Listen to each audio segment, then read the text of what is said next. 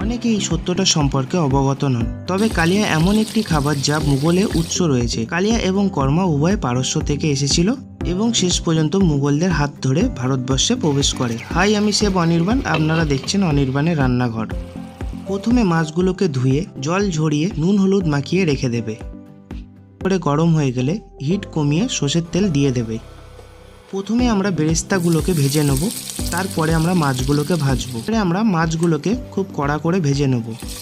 তেল গরম হয়ে গেলে মশলা বাটাটা দিয়ে দেবে। খুব ভালো করে মশলাটাকে তেলের সাথে 3-4 মিনিট ভেজে নেবে, এতে মশলার যে কাঁচা ব্যাপারটা সেটাও চলে যাবে। তারপর গুঁড়ো মশলাগুলোকে দিয়ে দেবে। ঢাকনা খুলে টক দই দিয়ে দেবে। ঝোলটা ফুটে উঠলে স্বাদ মতো নুন দিয়ে দেবে। ভালো করে ফুটে উঠলে ভেজে রাখা মাছগুলোকে দিয়ে দেবে। এসে বেরেস্তা আর গরম মশলা গুঁড়ো দিয়ে দেবে। অনেকে এই সত্যটা সম্পর্কে অবগত নন, তবে